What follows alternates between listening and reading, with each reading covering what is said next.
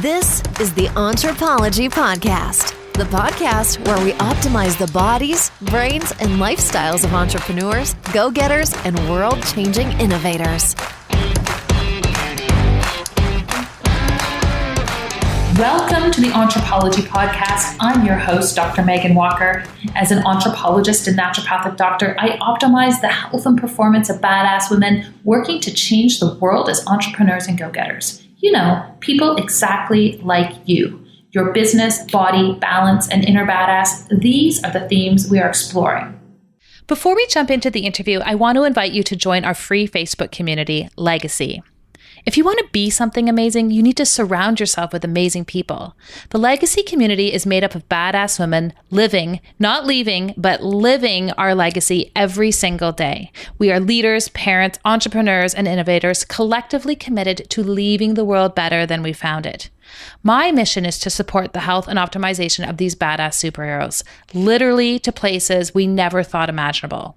If you are on a mission and get it that your health is the key to your unlimited potential, then join us. We are super awesome. You can find us on Facebook at www.facebook.com/groups/BE Legacy. See you there. And frankly, these are the themes we have been exploring over the last, count them, 50 episodes. I am so honored to have you guys here and to have had the opportunity to have this as an outlet over the past year. And so what I thought I would do for this 50th episode is explore some of the ideas and themes that have percolated to the surface as a result of these incredible conversations with both my guests and my patients over the year at the same time. Here are the top 5 things that I have looked at over the last year that have become important and intrinsic to me. I hope they become important to you as well. 50 episodes! How did we even get here? I seriously am loving the opportunity to chat with all of you and my guests on a weekly basis. Hands down, the Anthropology Podcast is my most favorite outlet that I have.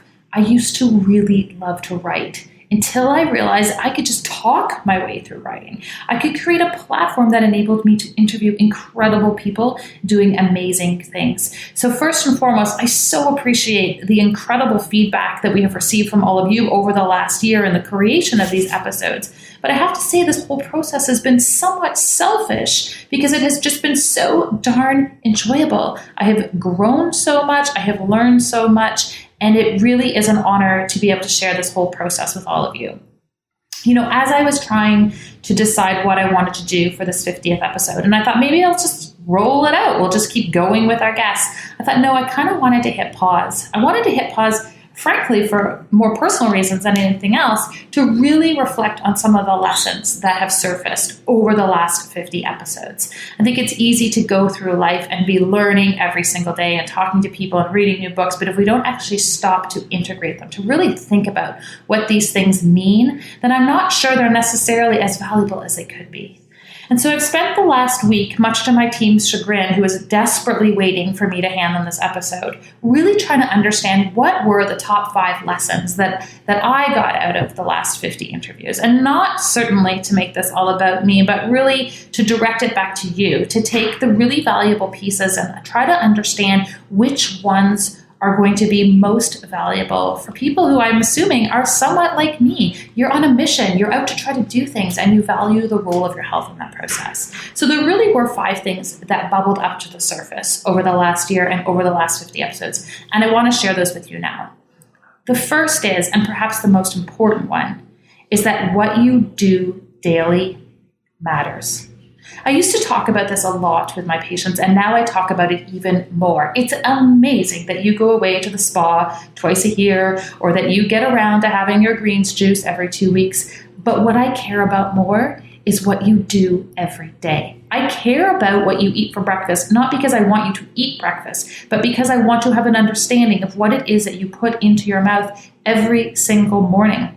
I care about the kind of coffee you have. I care about how much water you have. I care about the quality of sleep that is taking place in your life, because it is these consistencies that build the cavern. This was a concept that was laid out by my friend Sachin Patel in our very first episode of this podcast. And I know it was him that said this. Maybe he pulled it from somewhere else. Consistency builds the cavern. What you do every single day matters. By all means, go to the spa. For sure, go and hang out in a float tank or whatever it is that you want to do. But be really intentional around the things that you do every single day. These are the things that are either going to build you to a place that is closer to health, or frankly, they're going to take you further away.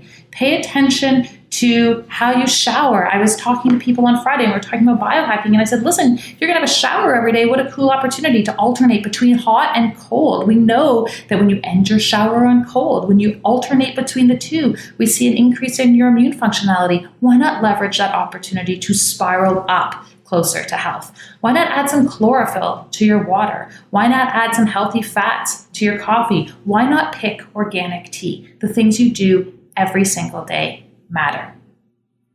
Realization number 2. Health is a means to an end, not an end to a mean. Now, what the heck am I talking about? I think every day we talk about this concept of, I want to work towards a better place of health. I want to get stronger with respect to my health. I am working towards this health goal, which is awesome until you get there. And then you're trying to figure out why the heck you are on this gluten-free, dairy-free, 8 liters of water a day, 6 hours, 8 hours sleep, hanging upside down, whatever it happens to be that you are doing to help improve your health. I want to understand why the heck you're doing it. Because when you hit that goal at the CrossFit box, or you finally get enough sleep, or you turn your diet around, or you lose that weight, you will inevitably be standing there going, well, what do I do now? Conversely, when you view your health, just like I view wealth building, when you view your health as the means to enable something bigger, well, then you start to appreciate these decisions as something that is facilitating the journey. There is no destination with respect to health. Well, there is one, and we all have it in common. And if we are playing the game as optimally as possible, hopefully we are pushing off this inevitable death as long and as far away as possible. But what you are doing in terms of building your health is not really about the destination of the health goal itself. It is what you can do with a healthy body. It is what you are able to achieve with a healthy mind. And frankly, it's what you're able to teach the people around you. Health is part of the means towards an end goal, but it should never be the goal in and of itself. It makes it so much more fun when you look at it that way. But it also is a much stronger driver than just trying to fit into your new size 6 pants. When you're going to the gym because it gives you strength or it puts you into a state of mind that actually enables you to fuel your mission, now that is powerful stuff. Realization number 3. You deserve individualized medicine. Now, this may seem odd coming from a naturopathic doctor who actually specializes in delivering individualized medicine. But for a long time, I didn't actually put a lot of thought into this. I didn't actually view access to individualized medicine as a human right, as something I feel we all deserve to have access to. It is incredible that we have population-based studies that enable us to understand what works best for a society as a whole. But let's not kid ourselves. We are not the sum or the average of all of the people out there. What works for me is not going to work for you, and conversely. So why is it that we accept a standard of mediocrity with respect to our health as the way it should be across the board? When I start to really look at individuals who are sitting in my office, and when I listen to guests who focus on delivering high-end, evidence-based, individualized medicine, what I hear is a whole new frontier. This whole frontier that takes us from the line of fine, the minimal possible standard at which you can exist in the world, and pushes you towards that place of optimization. That is where we really see incredible things happening with respect to people's health. You deserve to hang out there, but that is not going to come by following the same recommendations as we recommend for everyone else in the country. It's going to mean that we look at your unique biology. We look at your lab testing. We listen to your diet. If we're looking at Chinese medicine, we look at your tongue. We feel your pulses. We make recommendations that are aligned to your body. You deserve that. We're moving into an era where we can look at your genetics and start to make educated decisions about the types of foods that are going to work best for you, the types of movements that we should be looking at, and the types of vocations that are going to best satisfy the way that your brain works and the levels and ratios of neurotransmitters that you produce. This is really cool stuff. You deserve to know about it, which is why we're going to be talking about it so much more. Realization number 4. Doctors of any persuasion do not get the final say on your health. This is in part a realization that I've had by listening to my guests and listening to my patients. What I've realized in listening to my guests is that they offer incredible opportunities to get to know your body and your health on a whole new level. And yet what I still sometimes see in my patients is this absolute deference to their primary care provider. Now, please understand that I mean no disrespect to my MD colleagues, or frankly, any of my ND colleagues, or any of my functional medicine practitioner colleagues. However, what I am suggesting is that if you have a physician who is working on your team, if you have a primary care provider who is truly listening to you, then part of what that relationship needs to involve is an open and frank conversation about how to take your health to the next level.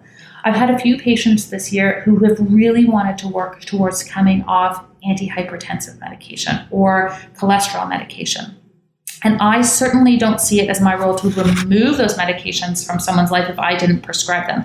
However, there is excellent evidence, and there's great opportunity when we are doing individualized medicine to provide people with strategies that bring their blood pressure levels or bring their cholesterols back within a normal realm. And for a number of these patients, we have been able to achieve that. And when we reach out and engage their physicians around the opportunity to come off those medications, they come back to us with a complete staring of disbelief that there is no way we were able to achieve this with lifestyle. And even if we were, it isn't sustainable. And so medication has to remain an option.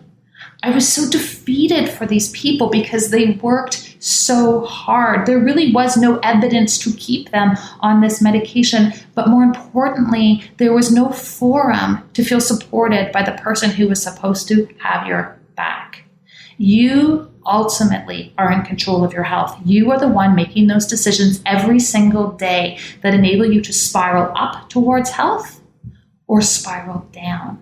But in the very least, I want you to feel confident and comfortable to be able to engage with any physician of any persuasion about what you feel is going to be best for your health. We have moved way beyond an era where we need to have absolute deference to our physicians. And I really encourage you to embrace that idea, to open the doors of conversation to the people that you are working with respect to your health, and advocate for the ideas and the hard work that you are engaging in.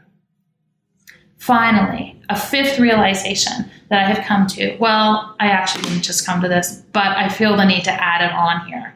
And this is the idea that your actions inspire people every single day. And this sounds so lame, and I've talked about it before, and we all kind of know it, but it's really real. So this past weekend, I was flipping through my daughter's homework, and one would argue that I should flip through her homework more often, but I was flipping through her homework book, and I came across a list of things that she had to do. She's in grade 1, back on October 26th. And the list and the homework activity for that day was list what you want to be when you grow up. And completely without assistance from my husband and I, my daughter had written that she wanted to be an entrepreneur, she wanted to be a teacher, she wanted to help people. And most excitedly, she wrote, I want to be a powerful woman. And I started to cry. She looked at me Saturday morning. She's like, why are you crying reading my homework? I was like, this is amazing. Because she could have just as easily said, I want to watch all of Netflix start to finish. I want to smoke only 1 or 2 cigarettes a day, and I want to get my nails done every Friday afternoon. And while the nails done every Friday afternoon may be okay, and eventually working towards all of Netflix may be something that's on your personal agenda, what I do realize is that without even saying it explicitly, those small people in your life, and I mean small as in smaller, literally smaller than you, but also those individuals who look up to you in life, they take your actions and they internalize them. They use your actions to justify their actions. And they use your actions to test drive and dip their toes in ideas that they may choose to follow up on later in life. That notion takes us right back to the first realization, maybe the most important realization. And that is this idea that what you do daily matters. If you hear nothing else from these 5 things that bubbled up to the top of the surface over this first 50 episodes, know this: what you do from the time you get up to when you go to bed at night makes a difference in your health, and it makes a difference in the people around you. Choose wisely. Each month, I'm featuring a new anthropology quiz to help you unlock and uncover some of the physical performance blocks that may be holding you back from your true potential. When you know better, you can do better. To learn more or to take the quiz, head on over to meghanwalker.com/anthropology quiz. Shifting gears, looking at these key performance indicators. Okay, so as I say to all of my guests, key performance indicators, or KPIs, are things that we use in our business to judge and ascertain where we're at. And I believe we have them in our life as well. So I ask these questions to my guests all the time, but I thought it was frankly only fair that I ask myself these questions as well. And you're not going to believe me, but I actually just made the decision in the last, 15 minutes that I was going to do this to myself. So I don't have these prepared. If I get stumped, I'm like actually stumping myself in real time. So let's see how this goes. Do you have a consistent morning routine? And if so, can you spill? Yeah, so let me be totally honest here. I used to have a stellar morning routine, and then I had a child, and then I had a second child, and then I had a third child, and now we're in the middle of renovations and not living at home. And I'm going to be honest, my morning routine is significantly scaled back because there are stages of everyone's life. Now, with that said, there are a few non-negotiables that happen for me. The first one being that I like to work out. Unless I feel like I have actually been deprived of sleep the night before, which does happen with small children, I do get up every day around 6:15 and I go to the gym. And if I'm not lifting weights, which I actually quite enjoy, I throw on usually an audiobook and lift some weights. I also really enjoy spinning. And I used to find it boring. But now what I find I do before I go into a spin class is I set an intention for something I really want to think through, for something that just needs some headspace. And I go in there and I really ask for and look for a resolution. I have made monumental decisions on a spin bike because I set my intention before I go in, because no one can find me when I am in a spin class, and I kind of love it. And then I get home and then like sheer chaos takes place until I get the kids to school. One thing I will add about this morning routine that I have shifted in the last few months is I've moved all of my meetings and nothing starts before 9:30 in the morning. And that is absolutely a privilege because I'm an entrepreneur and work for myself. But the reason I did that was because I was finding I was super rushed in the morning and I was taking that out on my kids. And if I am going to have to work long hours and inconsistent hours and not always be present when I am with them, I don't ever want them to feel the stress that I am feeling on a given day. And so I just moved all my meetings so that they didn't have to own any of my busyness or any of my rush. Fiction or nonfiction? What are you reading right now?